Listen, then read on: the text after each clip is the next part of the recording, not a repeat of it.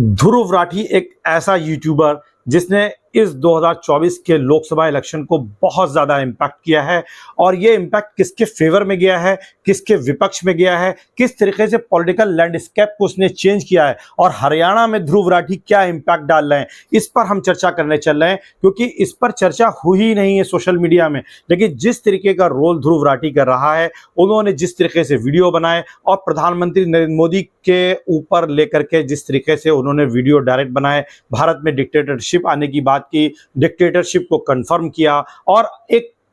वो सारे फीचर्स जो एक डिक्टेटर के अंदर हो सकते हैं या एक डिक्टेटरशिप वाले एक सिस्टम में होते हैं, उस तरीके से लेकर के आया और उनको करोड़ों करोड़ों व्यूज जो है एक एक वीडियो पर मिले। दसियों करोड़ों लोगों ने उनका वीडियो देखा और उसका इम्पैक्ट क्या हुआ, उसका इम्पैक्ट सबसे ज़्यादा मेजर इम्पैक्ट हरियाणा में पड़ा है और हरियाणा में जो पॉलिटिकल लैंडस्केप है वो पूरी तरीके से बदल गया है, पलट गया है। हालांकि हरियाणा में किसान आंदोलन पहले से चल रहे थे, हरियाणा में पहलवानों का मुद्दा पहले से महत्वपूर्ण था। अब उसके बाद ध्रुव राठी ने जिस तरीके से अपने वीडियोस लेकर के आए और उनके ज़्यादातर वीडियो जो रहे वो बीजेपी के फेवर में नहीं थे, उन्होंने प्रधानमंत्री को सीधे टारगेट किया और उसका इम्पैक्ट क्या हुआ, उसका इम्पैक्ट ये हुआ कि जो जाट लैंड था या जो यूथ है उसके बीच में बहुत ही पॉजिटिव एक तरीके का सेंटिमेंट प्ले हुआ और उन्होंने बीजेपी के खिलाफ वोट किया है और उसमें एक बहुत बड़ा रोल जो है ध्रुव राठी का रहा है। ध्रुव राठी के वीडियोस के चलते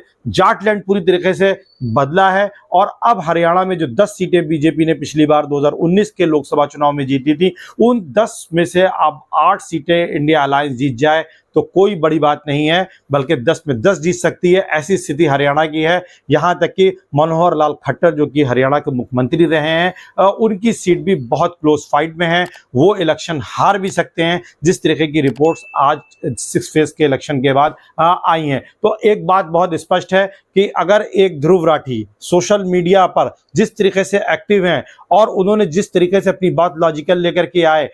उसके पक्ष और विपक्ष में आप खड़े हो सकते हैं, आर्गुमेंट दे सकते हैं, लेकिन हमारा जो इस वीडियो का ऑब्जेक्टिव वो ये बताना है कि सोशल मीडिया में कितनी पावर है। अगर आप सोशल मीडिया पर इफेक्टिवली अपनी बात को लेकर के आते हैं, आप लोगों को तथ्यों के साथ पहुंचने की कोशिश करते हैं, तो आप वो परिवर्तन ला सकते हैं, यूथ वो परिवर्तन ला सकता है जो बड़ी बड़ी पॉलिटिकल पार्टीज नहीं कर सकती हैं। और ध्रुव राठी ने ये काम करके दिखाया है। ध्रुव राठी ने वो काम किया है जो यूथ तक पहुंच करके उन्होंने ये बात स्पष्ट करी कि देखिए, आपको अपनी आंखें खोलनी है, आपको धर्म के चश्मे को उतारना है, आपको संविधान के चश्मे को लगाना है, आपको संविधान की बात करनी है, आपको किसी पार्टी के पक्ष में नहीं खड़ा होना है, बल्कि एक जागरूक मतदाता के रूप में सरकारों की कार्यप्रणाली को, सरकारों के कार्यों को आपको मूल्यांकन करना है, उसके आधार पर आपको वोट देना है। क्या सरकार ने रोजगार दिया, क्या सरकार महंगाई कम करने में रही, या सरकार सिर्फ जाति और धर्म के आधारों पर लोगों को बांट करके शासन कर रही है,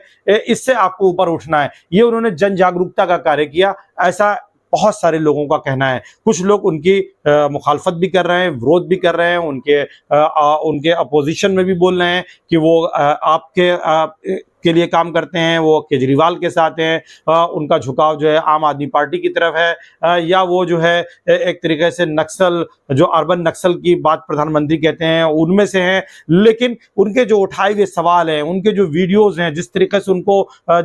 आम लोगों ने सराहा है, जिस तरीके से उनको उन वीडियोस पर लोगों का, जनता का भरोसा मिला है, करोड़ों करोड़ों व्यूज आए हैं, वो ये बताता है कि उनकी बात में काफी हद तक दम था, जिसके चलते इतने बड़े पैमाने पर उनको व्यूज मिले और आज उसका इम्पैक्ट हरियाणा में दिखाई पड़ रहा है। इस बात से आप इंकार नहीं कर सकते हैं। तो ये एक बहुत बड़ा चेंज लाने में ध्रुव राठी का रोल रहा है। आपको ये हमारा एनालिसिस कैसा लगा, आप लाइक और शेयर जरूर करें और अपने कमेंट के जरिए से हमें ये जरूर बताएं कि ध्रुव राठी के रोल को आप किस तरीके से देखते हैं इस 2024 के इलेक्शन में। Thank you so much.